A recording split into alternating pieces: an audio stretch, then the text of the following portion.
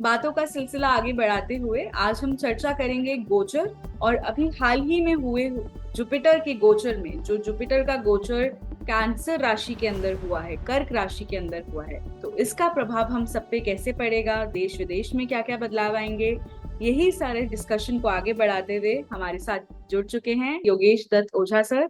Sir, welcome to today's podcast. नमस्कार जी। नमस्कार सर।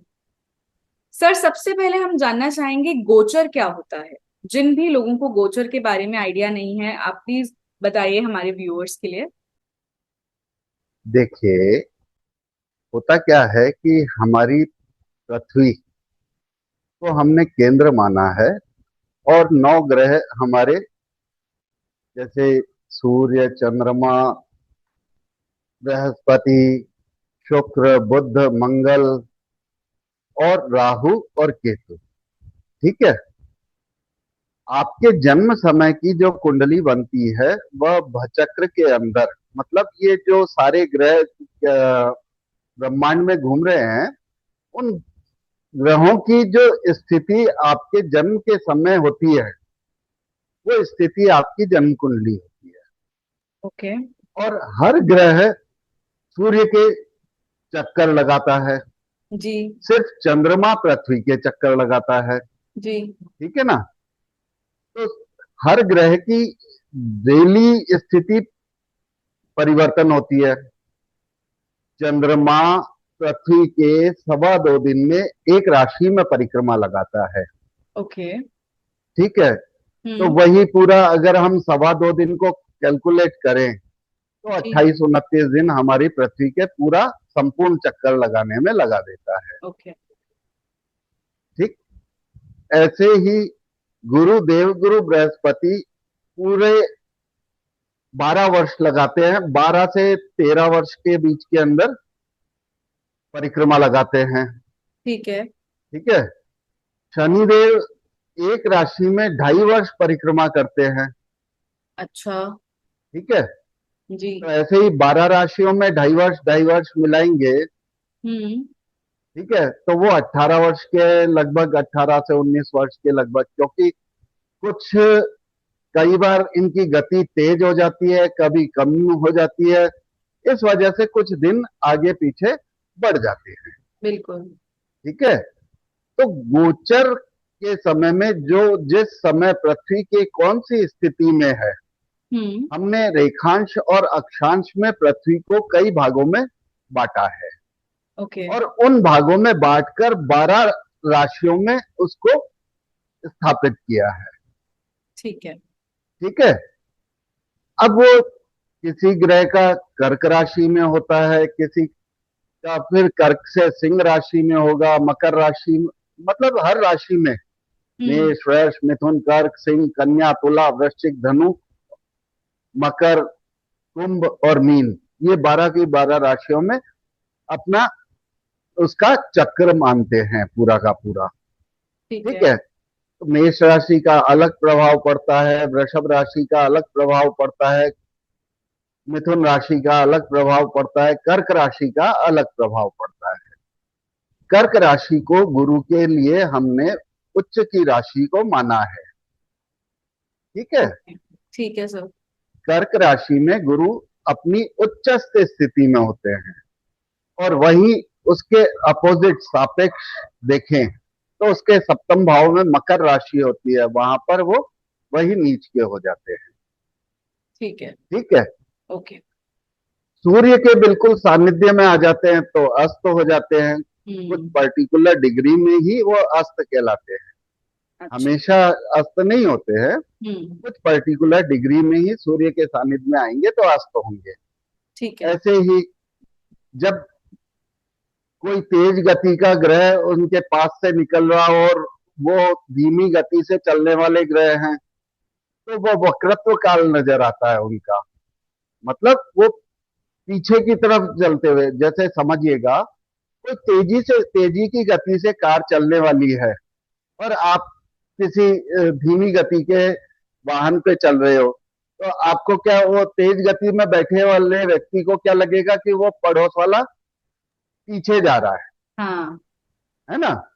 ऐसे ही आप अपने ट्रेन में बैठे होते हैं तो पड़ोस में कोई दूसरे ट्रैक पे ट्रेन साथ चलने वाली आती है, हम्म। या उससे पास से अपनी तेज गति वाली ट्रेन गुजरती है, तो ऐसा लगता है कि वो पीछे की तरफ जा रही पीछे है। की तरफ जा रही है, हाँ जी। तो उसको हम वक्र गति बोलते हैं। ठीक है। तो ये कुछ चीजें हैं ज्योतिष की जो हमें जानकारी होनी चाहिए, इसलिए मैंने आपको यह बताया। Thank you sir. तो आपको समझ में आ गया गोचर कैसे क्या होता है। जी।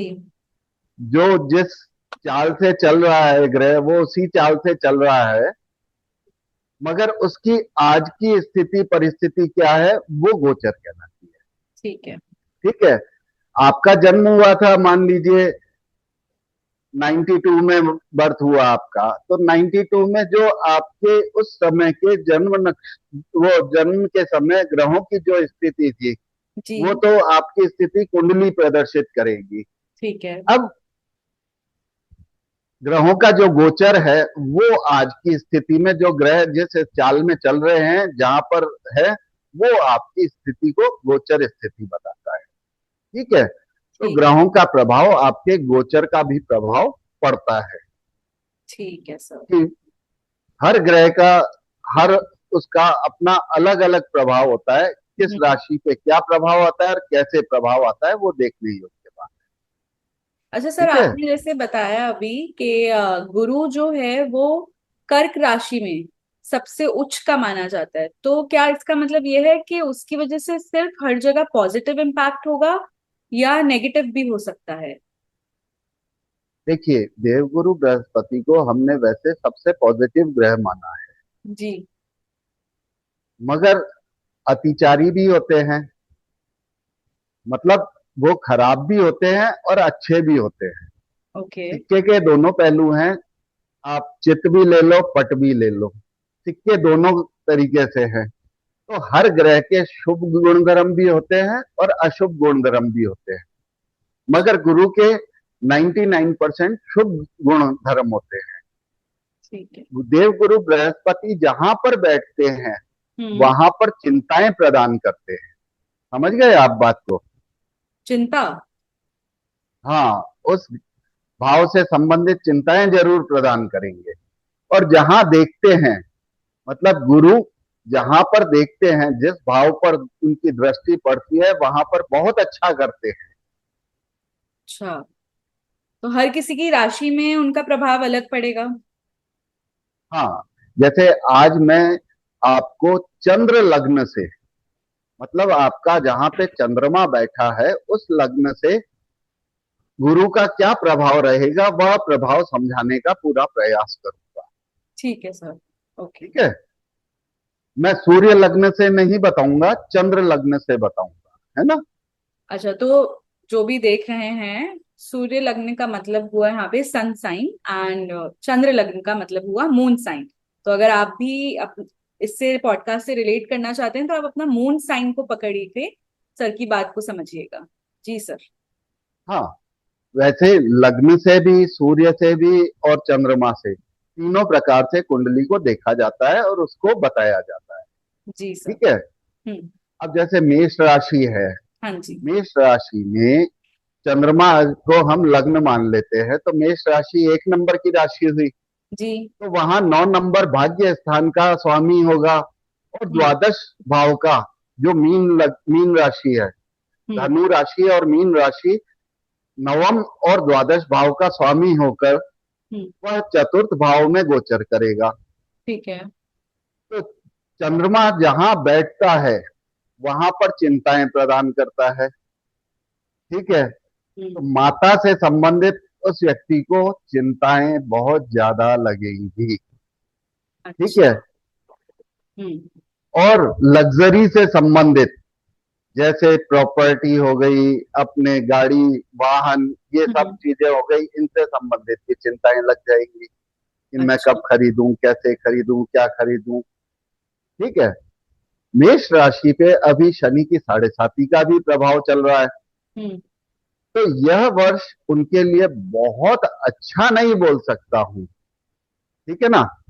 यहाँ पर चतुर्थ भाव में गुरु बैठ के उन्हें चिंताएं प्रदान करेंगे, पेट से संबंधित रोग प्रदान करेंगे, छोटी छोटी बातों पे परिजनों से मनमुटाव की स्थिति उत्पन्न करेंगे। आंशिक असंतोष रहेगा हमेशा, आंशिक मानसिक असंतोष रहेगा, किसी की भी बात समझ में नहीं आएगी। ठीक है। और बहुत अधिक चंचलता बनी रहेगी, क्योंकि चंद्रमा की राशि में गुरु का गोचर है ना, तो हम्म। मन की चंचलता अधिक होगी, भावाधिवेग बहुत ज्यादा होगा, भावों को वह इतने मन में भाव विचार उत्पन्न होंगे कि वह हमेशा परेशान होता रहेगा। ठीक है। और अधीरता की वजह से कई परेशानियां उत्पन्न होंगी, कार्य क्षेत्र में भी वह परेशानी उत्पन्न करेगा। नींद कम आएगी, बहुत अधिक सोचेगा तो नींद भी कम आएगी। रोजगार में थोड़ी बहुत परेशानियां उत्पन्न होंगी। तो जो आय होगी, रोजगार में परेशानी होगी तो आय में भी परेशानी होगी। जी। और वाहन को चलाते समय ऐसे जातक सावधानी बरते। अच्छा। ठीक है। मेष राशि के और जितने भी जातक हैं उनके लिए ये सबसे ज्यादा यूजफुल रहेगा। वाहन चलाते समय सावधानी बरते, अपने दैनिक दिनचर्या को सामान्य बनाएं, सोने का समय नियत करें, किसी को बोलने से पहले वह अपने आप पर नियंत्रण करें। हम्म। नियंत्रण इस प्रकार से कि तुरंत अपने मन में भाव जो विचार आ रहे हैं उसका हम्म। तुरंत जवान पे लाकर सामने वाले की भावनाओं को ठेस ना पहुंचाकर हम्म। अपने थोड़ा सा शांत रहने का प्रयास करें। इसके लिए विष्णु सहस्त्र नाम का पाठ करें और विष्णु मंदिर में रोजाना दर्शन करने जाएं। ठीक। और हो सके तो केसर की एक डब्बी हम्म। भगवान विष्णु के मंदिर में महीने में एक बार जरूर चढ़ाएं। बहुत सुंदर। ठीक ठीक है। है। जी। अब इसी तरीके से हम वृषभ राशि को देखते हैं। जी सर। ठीक है। तो वृषभ राशि में यही, अब हम 2 नंबर का लग्न मान लेते हैं, वहां पर चंद्रमा बैठा है, उसका अष्टम भाव का स्वामी धनु राशि आएगी और एकादश भाव की राशि उसकी मीन राशि आएगी। ठीक ठीक है। और इस हिसाब से उसका जो गुरु का गोचर है वह तृतीय भाव में चला जाएगा, चतुर्थ भाव में नहीं होकर तृतीय भाव में चला जाएगा। तो पराक्रम से संबंधित कार्य उसके बहुत प्रबल रूप से होंगे। अच्छा। ठीक है। यहां पर उसे अपने छोटे भाई बहन से संबंधित चिंताएं ज्यादा रहे। ठीक है। भाई जहां गुरु बैठता है वहां से संबंधित चिंताएं उत्पन्न करता है। जी। ठीक है। तो अपने छोटे भाई बहनों से संबंधित, मित्रों से संबंधित उसको चिंताएं ज्यादा रहेगी। मगर यहाँ पर बैठकर हम्म। वृषभ राशि को वह बहुत अच्छे फल प्रदान करेगा। अच्छा। यदि किसी का विवाह हो चुका है तो संतान सुख की प्राप्ति मिलेगी। जी। सज्जन पुरुषों से उसका मेल मिलाप बढ़ेगा। हम्म। ठीक है। राज कृपा प्राप्त होगी। राज कृपा मतलब सरकारी सेवा में है तो उसे पदोन्नति मिलने की संभावना बनती है। ठीक। अगर सरकारी कार्य कुछ अटके हुए हैं तो तुरंत प्रभाव से होंगे। ठीक अच्छा। है। और पद पदोन्नति मिलने की भी संभावना बनती है, पद प्रतिष्ठा भी मिलने की संभावना बनती है। प्रमोशंस ठीक मिल है। सकते हैं। प्रमोशन की हम्म। शुरू के 2 महीने तो उसे मानसिक तनाव की स्थिति उत्पन्न होगी। जी। शुरू के दो हम्म। महीने तक तो मानसिक तनाव की स्थिति उत्पन्न होगी, हम्म। क्योंकि यहाँ पर अष्टम भाव में भी तो अष्टम भाव का स्वामी भी है, परंतु वह शुरू में परेशानी देगा, बाद में गूढ़ ज्ञान की तरफ उसको लेकर जाएगा। ठीक है। ठीक है ना। जी सर। तो यहाँ पर आप गुरु मंत्र का जाप करें। यदि आपने कोई गुरु बना रखा है, उन्होंने गुरु मंत्र दे रखा है, तो उन मंत्रों का जाप करें। ठीक है। अगर किसी को गुरु मंत्र नहीं मिला हुआ है तो फिर वो अपने गुरु के बीज मंत्रों का जाप जाप करे। अच्छा। ठीक है। ओम गुरुवे नमः एक सामान्य सा मंत्र है, वह भी जाप कर सकता है। किसी भी समय कर सकते हैं। देखिए, मंत्र जाप करने के लिए मन, वचन और कर्म और हम्म, शरीर तीनों शुद्ध होने चाहिए, तब आपके वह मंत्र कार्य सिद्ध करते हैं।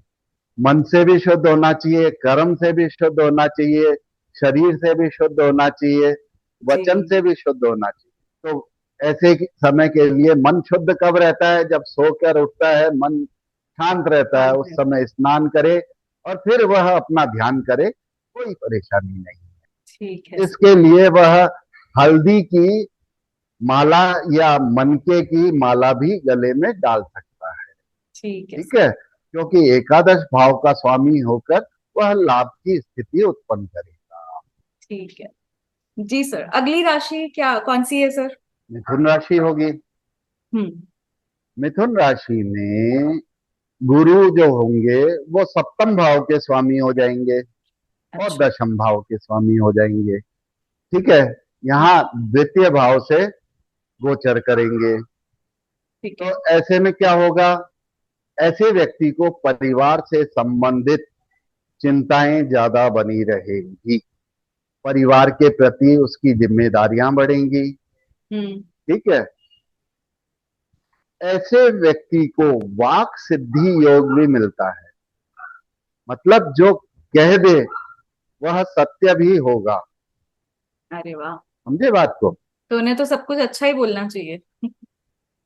बस विशेष रूप से मिथुन राशि वालों को इस समय अपनी वाणी पर हम्म। बहुत सोच समझकर कोई भी वाक्य का उपयोग करना चाहिए। चाहिए, सही बात है। ऐसे व्यक्तियों को धन की प्राप्ति बहुत अच्छी होगी, कुटुंब का सुख मिलेगा, ख्याति प्राप्त होगी, उन्नति होगी, दान और धर्म में बहुत ज्यादा रुचि होगी और धार्मिक स्थलों का भ्रमण करने की इच्छाएं प्रबल रूप से बन जाएंगी। क्या बात है। मिथुन राशि के लिए तो फिर हमें कुछ अच्छी चीजें ही सुनने को मिल रही हैं। हाँ, ये मैं चंद्र लग्न से जो गोचर हो रहा है हम्म। उसी का वो कर रहा हूं। जी। ठीक है ना?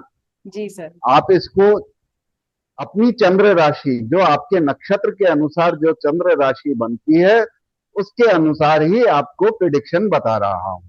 बिल्कुल सर, बिल्कुल। ठीक है, जी। अब आ जाए कर्क राशि। हम्म। कर्क राशि में गुरु छठे भाव का और नवम भाव का स्वामी रहेगा। ठीक है, हम्म। यहां पर गोचर के कारण, हम्म। क्योंकि लग्न में गोचर होगा ना गुरु का, हम्म। तो स्वयं को चिंता देगा। ठीक है, ऐसा व्यक्ति अपने लिए चिंतित बहुत ज्यादा रहेगा, विदेश यात्राएं करेगा, अच्छा। स्थान परिवर्तन की संभावनाएं ज्यादा बनेंगी, ठीक है। व्यर्थ के खर्चे ज्यादा बढ़ेंगे, जी। व्यर्थ की शत्रुता लेगा। अब खुद की चिंता करेगा तो वो फिर व्यक्ति कुछ भी बोलेगा, अपने लिए हम्म। खुद करेगा तो वो कुछ भी बोलेगा, बिल्कुल। कुछ भी बोलेगा तो परेशानी में आएगा, हम्म। लोगों को समझ में आएगा तो वो उससे शत्रुता करेंगे, हाँ। सही शत्रुता बात। करेंगे तो भय रहेगा उस व्यक्ति को। हम्म। हम्म। इसी वजह से कार्य क्षेत्र में भी, क्योंकि बोलने पे नियंत्रण कंट्रोल नहीं नहीं रह रहेगा। पाएगा, तो कार्य क्षेत्र में भी परेशानी रहेगी, हम्म। अपने अधीनस्थों से वाद विवाद करता रहेगा। जी। ऐसे जातकों को अपने स्वयं पे हम्म। नियंत्रण करना चाहिए और अपने बातों को दूसरों को बताने की बजाय अपने तक ही सीमित रखनी है और अपने मन में ही रखनी है, किसी को अपने भाव उजागर नहीं करने। ऐसे व्यक्तियों को हम्म। धार्मिक स्थल पर हम्म। गुरु से, मतलब जो धार्मिक स्थल पे पूजा करते हैं वो जी। गुरु की पदवी पे ही बैठे होते हैं, जी। उन्हें पीले दुपट्टे देने चाहिए। ठीक है। ठीक है, जी सर। और इसके अलावा और कुछ कर सकते हैं ये जातक? ये जातक फिर केसर का, केसर की डब्बी भगवान विष्णु के मंदिर में जाकर चढ़ा कर आए। ठीक है। ठीक है। जी अगली राशि पे आते हैं, सिंह जी राशि पे। जी। ठीक है। यहां पर हम्म। सिंह राशि से आप देखिए, अपना संतान से संबंधित उसको बहुत ज्यादा चिंताएं बनेंगी। अच्छा, किस प्रकार की चिंता? उसको ये लगेगा कि उसका बालक पढ़ाई नहीं कर रहा है, अच्छा। उसका बालक जिद्दी कर रहा है, तो उससे संबंधित चिंताएं लगेगी। कहीं गलत जगह नहीं चला जाए, वो हम्म। बहुत ज्यादा चिंता करेगा अपने बच्चों के प्रति। ठीक है। ठीक है। हम्म और अपना मानसिक रूप से संतुलन सही नहीं रख पाने के कारण छोटे मोटे नुकसान भी उत्पन्न हम्म करेगा। हम्म। जब नुकसान होगा तो वह कुछ ना कुछ इस प्रकार के वाणी निकालेगा जिससे उसके अधीनस्थ या विश्वास पात्र आदमी उसे ही कलंकित करेंगे, उसके प्रति उसको घृणा की दृष्टि से देखेंगे। ओके। ठीक है। जी। व्यर्थ के खर्चे बढ़ेंगे, हम्म स्थान परिवर्तन होने की संभावना बनती है। हम्म। यह भी संभावना बनती है कि अपना निवास स्थान भी त्याग करे। अच्छा। मानसिक शांति खोजने के लिए ये व्यक्ति धार्मिक स्थलों पर भी जाएंगे, वहां जाने से इनका खर्चा बढ़ेगा और मुकदमे की भी इनके ऊपर संभावनाएं बनती है। हम्म। इसलिए यह अपनी वाणी पर और अपने कार्यकलापों पे बहुत शांति से विचार करें, क्योंकि गुरु का गोचर चंद्रमा की राशि मतलब अपने से 12वें भाव में हो गया। तो हो सकता है अपने किसी रिश्तेदार के लिए भी हॉस्पिटल के भी चक्कर लगाने पड़ जाए। ठीक है। जी। दवाइयों पे खर्चा बढ़ जाए, ये व्यवस्था भी बन सकती है, क्योंकि द्वादश भाव में उनकी मौसी का स्वास्थ्य के प्रति भी उनको चिंता बनी रहेगी। अच्छा। उनके फूफा जी जैसे बुआ हम्म। के हस्बैंड जो होते हैं, फूफा जी जी जी जी। अलग अलग जगह अलग अलग वर्ड काम में लेते हैं, बिल्कुल बिल्कुल। तो फूफा के प्रति भी उनका वो चिंताएं बढ़ सकती है। अच्छा। कुछ इस प्रकार की वहां पर संभावनाएं बनती दिख रही है। ठीक है। तो इन्हें क्या करना अब चाहिए ऐसे ही कि थोड़ी राहत मिले इन्हें? इन्हें राहत मिलने के लिए गुरु के चने की दाल और गुड़ गुरुवार के दिन गाय को रोटी के साथ में अपने हाथों से खिलाएं। केसर का तिलक रोजाना अपने माथे पर लगाएं, ठीक है। ताकि मन शांत रहे हम्म। और व्यक्तिगत रूप से वह बिल्कुल शांति में रहे। जी सर। ठीक है। ठीक अब है। आगे की राशि में चलते हैं, कन्या राशि में। हम्म। कन्या राशि के लिए यह समय बहुत ही अच्छा रहेगा। अरे वाह। ठीक है। जी। उनकी बुद्धि भी बहुत तेजी से विकसित विकास करेगी, अच्छा। बल वृद्धि भी होगी, हम्म। शत्रु हंता योग बनेगा, शत्रु अपने आप पराजय होंगे, अरे वाह। उनके सारे कार्य अपने आप सिद्ध होंगे। और कन्या राशि वैसे बहुत अच्छी राशि है, जी। क्योंकि यहाँ पर हम्म। कर्क राशि उसके एकादश भाव में आ गई, अच्छा। तो हर तरीके से लाभ की स्थिति उत्पन्न करेगा। हम्म। परंतु बड़े भाई से संबंधित चिंताएं भी उत्पन्न करेगा। ओके। चिंता कैसे? बड़े स्वास्थ्य भाई के से विषय में? संबंधित वो कोई भी चिंता हो सकती है, ठीक है। चाहे आर्थिक रूप से हो, चाहे भाई की नौकरी लगानी हो, चाहे भाई को कुछ भी है, कोई भी छोटी मोटी भाई को जो परेशानी होगी उससे इनका मन दुखी रहेगा। अच्छा। ठीक है। ठीक है ना। तो हम्म। ऐसे में इनको गाय को चारा खिलाना चाहिए। ठीक है। गले में पीली हल्दी की माला बनती है, वो माला धारण कर सकते हैं, या हल्दी की सूखी गांठ की छोटी सी माला बना के गले में धारण कर सकते हैं। हम्म। लाभ की स्थिति बनी रहेगी। बन सकती है। ठीक है।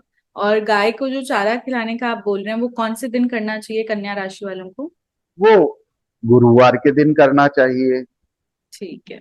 Okay sir. गाय की गला और पीछे जो हम्प होता है ना, जी जी जी। उसको सहलाने का कार्य करें। अच्छा। वो भी इनके लिए गाय को लाभदायक है। चारा खिला के उसकी हम्प को सहलाने का कार्य करे। ओके। हम्प में उसके गुरु का वास होता है, हाँ। और वहां पर बृहस्पति गुरुदेव उसको सहलाने से बहुत अधिक प्रसन्न होते हैं, उसके कार्य और तेजी से संपन्न करवाते हैं। बिल्कुल। अब अपन चलते हैं आगे की राशि तुला राशि। जी सर। तुला राशि में यही कर्क राशि में गुरु का जो गोचर है वह इनके दशम भाव में होगा। तो यहाँ पर शुरू में 2 महीने तक थोड़ा सा आर्थिक तंगी की स्थिति उत्पन्न कर सकते हैं, खर्चे बढ़ा सकते हैं, पर वही पैसा कुछ समय बाद में उन्हें बहुत तेजी से मिलेगा। अच्छा, 2 महीने यानी कि जो वो जून खर्च जुलाई। करेंगे, हाँ, जून यह जुलाई। 2 महीने उनके खर्चों के रहेंगे। बाकी फिर जैसे ही वह आगे बढ़े, हम्म। उनके कार्य क्षेत्र से भी उनको बहुत तरक्की मिल जाएगी, हम्म।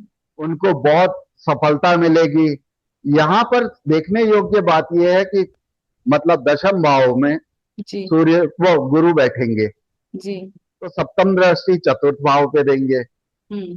तो वही चतुर्थ भाव हो गया लग्जरी का, उन्हें हम्म। लग्जरी भी बढ़ाएंगे। हम्म।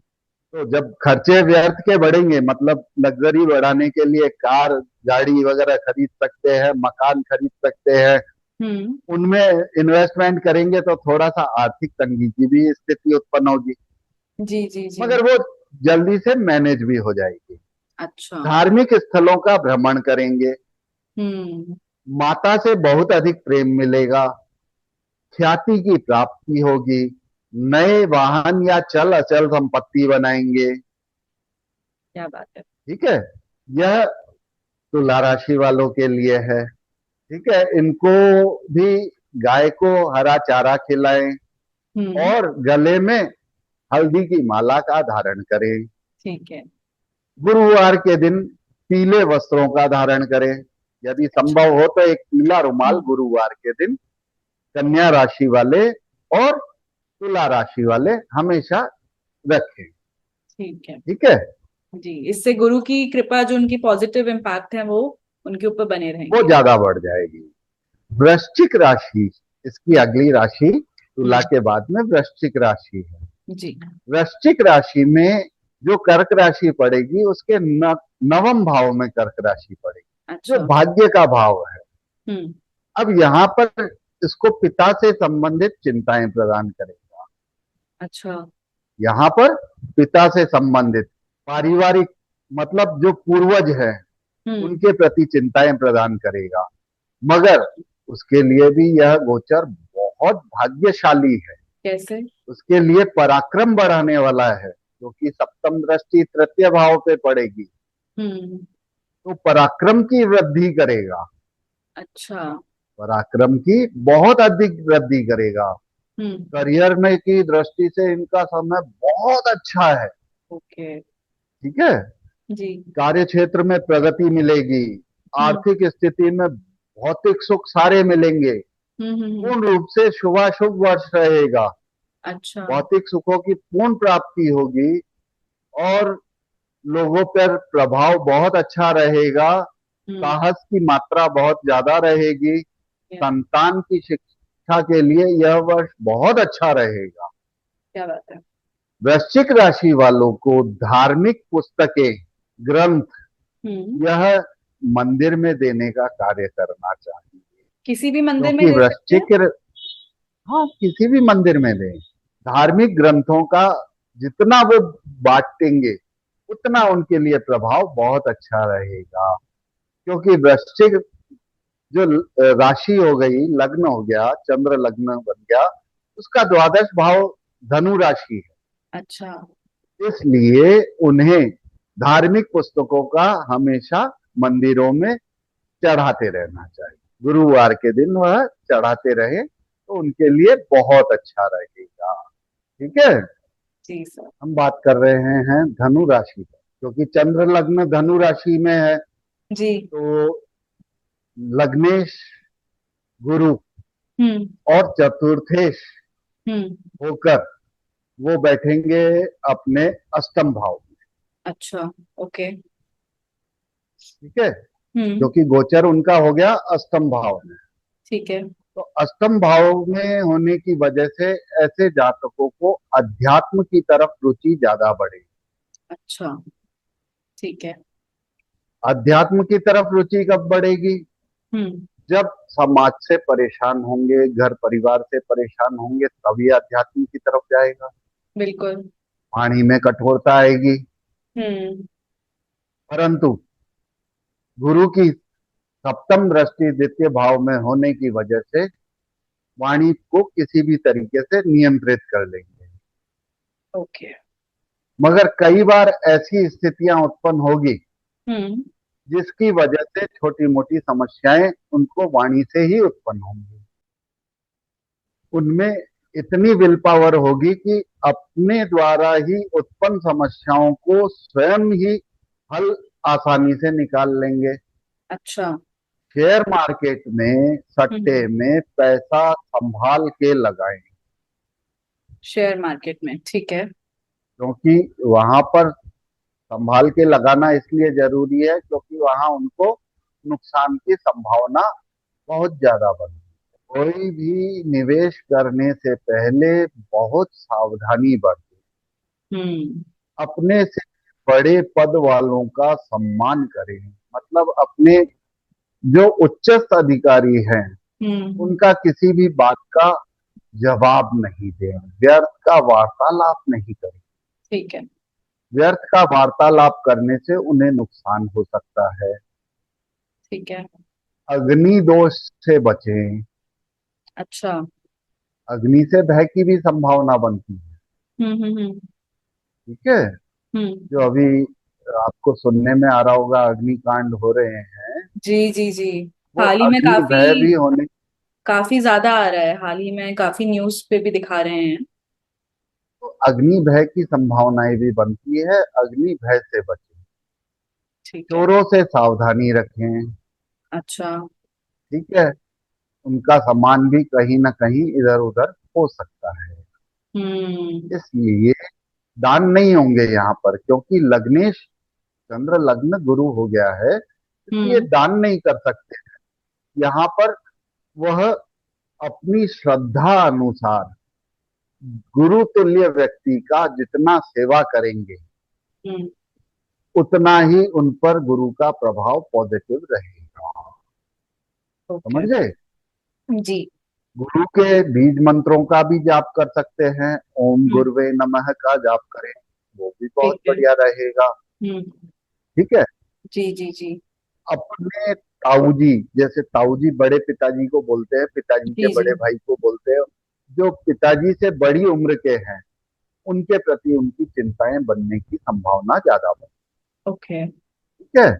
जी। अब अगली राशि पे चलते हैं जो मकर राशि है। हम्म। मकर राशि का द्वितीय भाव हो गया कुंभ राशि, और तृतीय भाव पराक्रम भाव हो गया अपने मीन राशि। हम्म। पराक्रम की यहाँ वृद्धि हो गई। ओके। यहाँ पराक्रम की वृद्धि हो गई।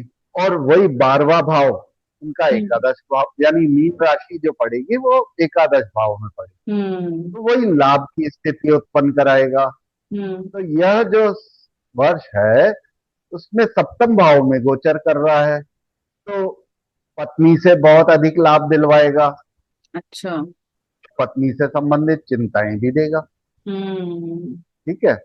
ठीक है। पत्नी से संबंधित चिंताएं भी देगा हम्म। और धार्मिक यात्राएं भी करवाएगा। ठीक है। संतान सुख की प्राप्ति होगी। हम्म। राजा से आदर प्राप्त होगा। राजा से आदर प्राप्त होने का मतलब क्या हुआ कि जो सरकारी कार्य है हम्म। उसमें अगर कोई भी कार्य उसका अटका हुआ है तुरंत प्रभाव से हल होगा। व्यापारिक साझेदारी का समय बहुत अच्छा है। कुशाग्र बुद्धि रहेगी। अरे वाह। लोगों में उसका मान सम्मान बढ़ेगा। ठीक है। सामाजिक निर्णय लेने में सक्षम रहेंगे, क्योंकि जब सब कुछ बढ़िया है तो फिर तो सारा ही कुछ अच्छा रहेगा। बिल्कुल। और धार्मिक यात्राओं में रुचि लेंगे। ठीक है। जी। ऐसे व्यक्तियों को पीले फलों का दान करना चाहिए। ठीक है। किसी भी दिन कर सकते हैं? गुरुवार के दिन करें, गुरुवार। बृहस्पतिवार के दिन पीले फलों का दान करें। ठीक है सर। अगली राशि कुंभ राशि। हम्म।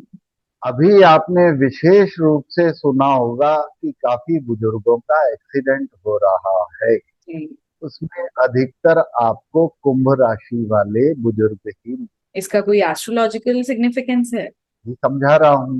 इस जी। समय विशेषकर कुंभ राशि पे शनि की साढ़े साती भी है। ओके। और मीन राशि उसकी द्वादश भाव की राशि है। अच्छा। और अष्टम भाव की धनु राशि है। हम्म। ठीक है। रोग, पीड़ा, शत्रु, रिश्तेदारों से परेशानियां, धन की हानि होना, शेयर सट्टे से बच के चलने की सलाह दूंगा। ओके। मामा और बुआ से संबंधित चिंताएं ज्यादा रहेंगी। अच्छा। कार्य क्षेत्र में भी बहुत अधिक कार्य का दबाव रहेगा। परंतु इस हम्म। बात को समझने योग्य बात यहाँ पर यह है हम्म। कि अगर कार्य क्षेत्र पर वह अत्यधिक काम का बोझ लेकर इस वर्ष काम कर लेता है, तो जी। यही काम उसको आगे चल के पदोन्नति भी दिलाएगा।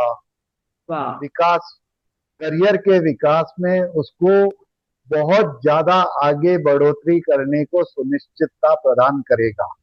क्या बात है। सो मतलब गिव अप ठीक है। ना करें, अगर डिफिकल्टी आए तो गिव अप नहीं करना है। नहीं, उसको बिल्कुल शांत होकर, शांत चित्त होकर उस समस्या का हल निकालें। परेशानी से बाहर निकल जाएंगे। काम को, जो भी काम मिलता है उसे अपनी नियति समझ के काम करें, तो उनकी तरक्की निश्चित है, उसको कोई नहीं रोक सकता है। बिल्कुल। समझ गए। जी सर। ऐसे व्यक्तियों को गुरुवार के दिन चने की दाल और विष्णु भगवान के मंदिर में चढ़ा के आए। ठीक है सर। चने की दाल विष्णु भगवान के मंदिर में चढ़ाए, हम्म। गाय को खिलाए, और अपने जितने भी गुरु से, गुरु पद के ऊपर आसीन लोगों का जी। सम्मान करें। ठीक और है। संभव हो तो पीले फलों का दान किसी हॉस्पिटल में जाके करके आए। समझे। जैसे केले का दान हो गया, आम हम्म। का दान हो गया, वो दान। हम्म। ठीक है, ठीक हॉस्पिटल है। में चैरिटी वर्क ज्यादा करें। चैरिटी वर्क ज्यादा। ठीक है सर। बहुत खूबसूरत। ऐसे ही फिर मीन राशि लेते हैं। जी। आज की आखिरी राशि मीन राशि। आज की आखिरी राशि मीन राशि है। जी सर। यहाँ पर दशम भाव के स्वामी जी, ठीक है, दशम और लग्न के स्वामी हो गए। हम्म। और यहाँ गोचर कहाँ हो रहा है? मीन राशि में पंचम भाव से हो रहा है।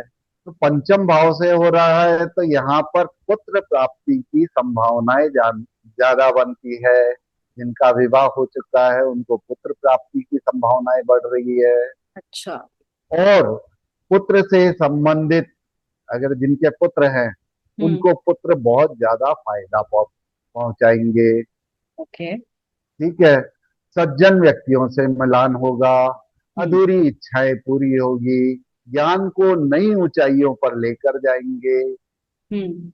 अपना विकास बहुत तेजी से करेंगे, क्योंकि यहाँ सप्तम दृष्टि एकादश भाव पर है, वो लाभ भाव है। तो लाभ भाव होने की वजह से उनको बहुत ज्यादा फायदा भी होगा। हम्म। शेयर सट्टे में बड़े सावधानी से, समझदारी से इन्वेस्टमेंट करें। जब मार्केट टूटे, अभी मार्केट टूटने में 2 महीने का समय है, 2 महीने का समय है, उस समय को विशेष रूप से पकड़ें। हम्म। अभी जल्दी में, हड़बड़ी में कोई भी कार्य नहीं करें। समझदारी से एनालिसिस करते हुए, हम्म।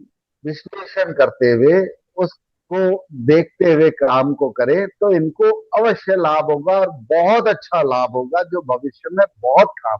भगवान विष्णु की पूजा अर्चना करें, इनके लिए बहुत अच्छा रहेगा। बहुत इसी खूबसूरत। के साथ आज की 12 राशियां पूरी हो गई है। गुरु का गोचर उनको यह फल देगा। ठीक है। Thank you sir. धन्यवाद। Thank you so much sir. और जितने भी लोगों ने ये पॉडकास्ट देखा है, ध्यान से आप अपनी राशियों के बारे में सुनिएगा, वापस से जाइएगा अगर कुछ समझ में ना आए। और मैं तो आपको यही बोलूंगी कि अगर आप हमारे कमेंट सेक्शन में बताएं कि आपकी कौन सी राशि है, तो हमें भी जानकर बहुत अच्छा लगेगा। साथ ही आशा करते हैं कि आज के पॉडकास्ट से आपने अपने आने वाले समय के बारे में कुछ प्रेरणाएं ली हों, कुछ सीख समझी हो। और अपनी लाइफ में आप उन चीजों को जरूर जरूर शामिल करें।